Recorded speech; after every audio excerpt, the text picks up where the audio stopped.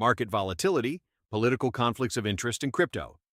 The enormous volatility generated by Trump's policies and public statements is creating golden opportunities for people in his closest circle to enrich themselves with almost no effort.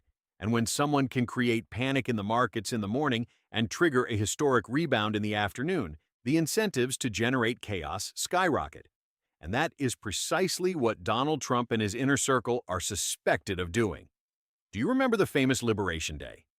On April 2nd, 2025, Trump announced a battery of tariffs that shook Wall Street. In barely 2 days, the companies in the S&P 500 lost around $5 trillion in market value.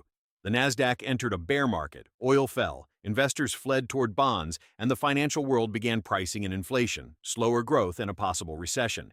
But just a few days later, on April 9th, Trump announced a 90-day pause on a large part of those tariffs. The result was an explosion to the upside.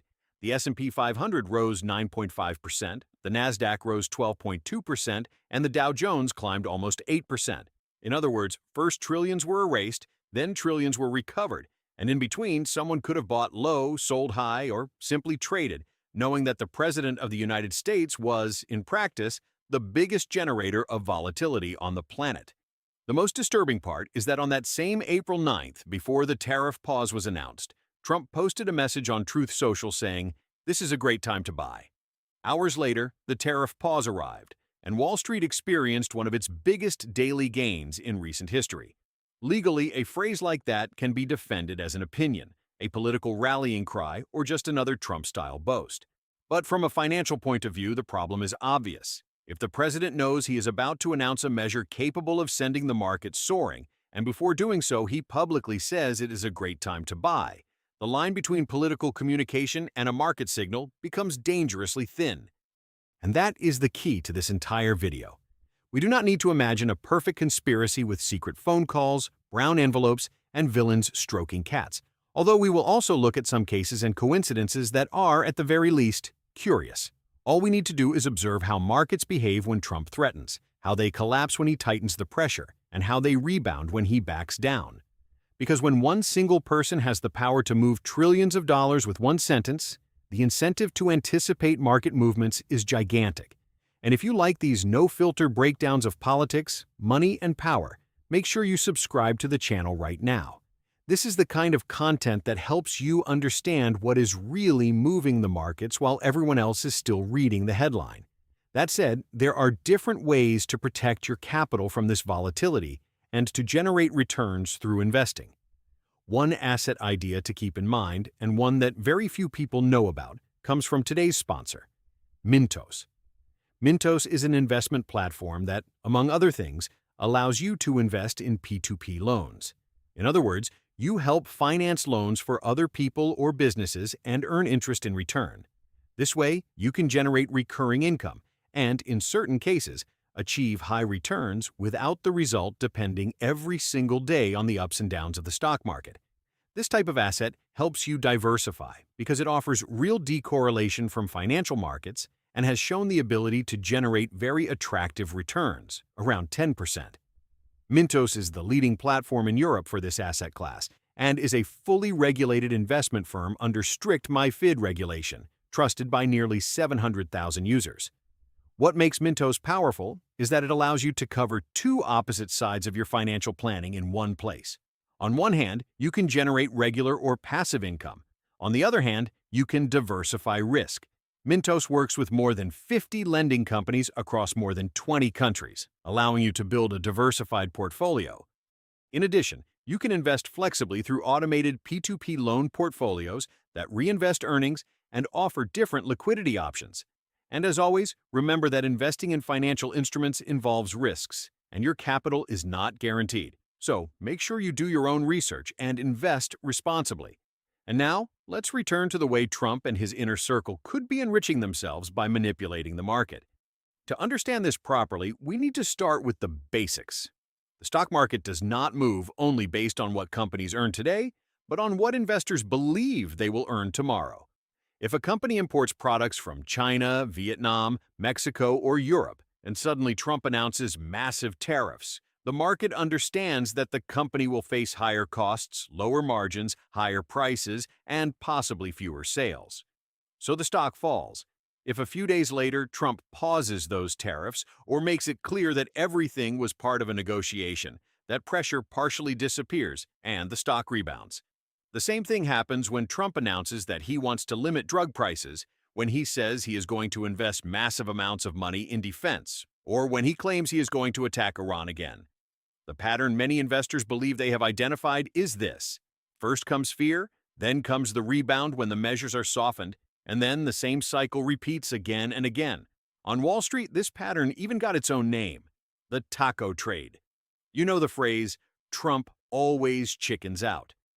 It is an ironic expression used by investors to describe the idea that Trump threatens extreme measures, markets fall, and then Trump softens, delays, or renegotiates those measures. In plain language, it means Trump always backs down. This does not always happen. Sometimes the threats are real, the damage is real, and companies are genuinely affected. But the pattern is visible enough to become a market strategy, and that alone is already extraordinary. Investors are not only analyzing corporate balance sheets, interest rates, or earnings. They are also trying to guess Trump's temperament. The April 2025 case, the tariff case we discussed earlier, is a perfect example because it contains all the ingredients. First, a spectacular announcement, the so-called Liberation Day, with broad tariffs and a speech that tried to sell the measure as a kind of American economic independence. Second, the brutal crash. Third, a signal before the rebound, Trump saying it was a good time to buy. Fourth, a partial retreat, the 90-day pause. And fifth, a historic rally with the S&P 500 jumping almost 10% in a single session. The issue is that many times when we have seen a pattern like this, various massive anonymous hands have taken advantage of the situation. Hands that act only a few minutes before Trump releases certain statements or posts certain messages on social media. And here comes the second major issue. The political environment. As I said, it is clear that people close to Trump's political circle are also trading during moments of extreme sensitivity. One of the most striking cases was Republican Congresswoman Marjorie Taylor Greene. During the crash caused by the tariffs, Greene bought shares of companies that had been hit hard, including Lululemon, Amazon, and RH, the parent company of Restoration Hardware. Several of these companies were around 40% below their recent levels when she bought. Some of them rebounded strongly after the tariff pause. Greene defended herself by saying her investments were managed by a financial advisor under a fiduciary agreement and that they were disclosed according to the law. That detail is important. We cannot simply claim that she committed a crime. But the conflict of interest is obvious.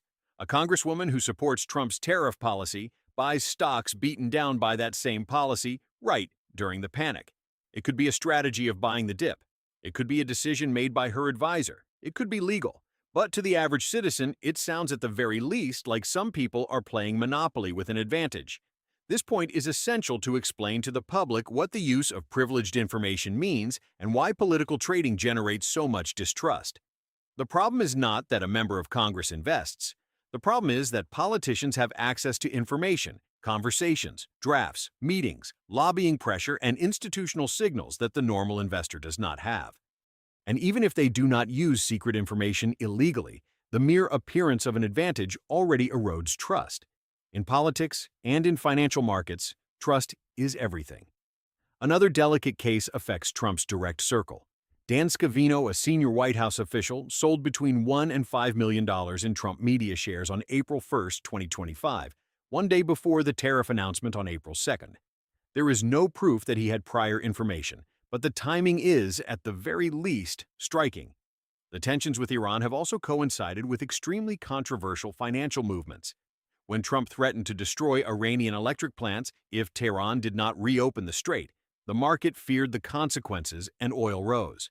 But on Monday, March 23rd, just before Trump posted on Truth Social that the United States and Iran were holding conversations for a complete and total resolution of hostilities, something very unusual happened. Between 6:49 and 6:50 in the morning, 6,000 Brent and WTI futures contracts moved, meaning oil futures, with a value of around $580 million. That amount was almost 10 times the normal market volume. Minutes later, Trump announced that he was postponing attacks against Iran for 5 days, so crude oil fell sharply and S&P 500 futures rose. Translated for those who do not follow these topics closely, Someone bet an extraordinary amount of money just before the presidential message that moved oil and the stock market. The perfect trade would have been double, selling oil expecting it to fall and buying stock market futures expecting them to rise. We do not know if someone executed that consciously. What did happen after Trump's message was that crude oil collapsed by more than 10% and stock futures jumped around 2.5%. And there is one more twist to this story, because geopolitical betting on Polymarket has now become fashionable. A user called Megamiman won almost $600,000 betting on the timing of American and Israeli attacks against Iran. And I can assure you he is not the only user who has earned hundreds of thousands of dollars with this type of bet. In fact, during the first days of the war, there was an unusual increase in more than 150 Polymarket accounts that bet on a U.S. attack on Iran just before the war began, and many of them had completely outrageous success rates. Pay attention to this. We are talking about markets where people bet directly on political and military decisions, whether there will be an attack, when it will happen, whether there will be a ceasefire, whether a leader will fall, whether someone will be captured. If a person with access to diplomatic or military information bets there before the announcement, the conflict of interest is textbook. And of course, on Polymarket, all bets are anonymous because they are made on Polymarket's blockchain network, where users are registered only through a series of numbers and letters that do not reveal the bettor's identity. And speaking of crypto, we arrive at the final major piece of the puzzle through which Trump and his circle are building their new wealth: cryptocurrencies linked to the Trump universe. In the traditional stock market, there are still rules, regulators, disclosure requirements, records, and relatively established surveillance mechanisms. But the crypto world, especially meme coins and tokens linked to personal brands, is the Wild West. The Trump token was launched in January 2025, just before the inauguration. That is when Trump announced the launch of this meme coin in a big way. The asset went from under $10 to a high of $74.59 before falling. For those of you who are new to meme coins, a meme coin is not a stock in a company with factories, profits, dividends, and cash flows. A meme coin is a speculative asset whose value depends almost entirely on the attention it receives and the hope that someone else will buy it later at a higher price. If that meme coin carries the name of a president of the United States and the president himself is involved in it, things start getting much hotter. By issuing his own meme coin, Trump managed to get followers, speculators, business people, foreign funds, and actors who want to symbolically get closer to power to invest in his meme coin. The Trump family obtained more than $800 million from crypto asset sales in the first half of 2025, in addition to possible unrealized gains on paper. Reuters estimated that the Trump organization brought in around $802 million from crypto businesses between January and June 2025, compared with around $62 million from traditional assets such as real estate and golf courses. In other words, the crypto business does not appear as an anecdotal side income, but as a central source of revenue for Trump's business ecosystem since he became president. And here, there is another conflict of interest. If a president has influence over crypto regulation, over the appointment of regulators, over the political tone toward the industry, and over investigations, or even the constitutional framework in which those assets either thrive or collapse, there is a clear conflict of interest if his family earns hundreds of millions from crypto projects. Many critics believe that the cryptocurrencies linked to Trump turn his political influence into a massive financial business. And Trump does not only dominate the noise, Trump is one of the biggest factories of political noise in the world. That is why the intersection between Trump and crypto is so explosive. A gigantic personal brand, a mobilized base of supporters, an industry eager for political support, and a market where narrative is worth more than anything else because meme coins are not based on fundamentals. Closing no filters. Putting together everything we have said, we can conclude that for a long time, political corruption was imagined as an envelope under the table, a rigged public contract, or a phone call to a friendly businessman. But the new frontier of conflicts of interest is much more sophisticated. And my reading is that Trump has understood better than anyone that in today's economy, attention moves money, fear moves money, and uncertainty moves money. And if you are the one creating the attention, triggering the fear, and managing the uncertainty, then you are not just doing politics. You are pressing the buttons of a gigantic financial machine. The big question is, who was standing in front of the machine when it started printing money? And if this episode helped you see the market with a little more clarity, subscribe to the channel, turn on notifications, and share it with someone who still thinks politics and money are separate worlds. Thank you very much for making it this far. I will see you in the next episodes. Take care and see you next time.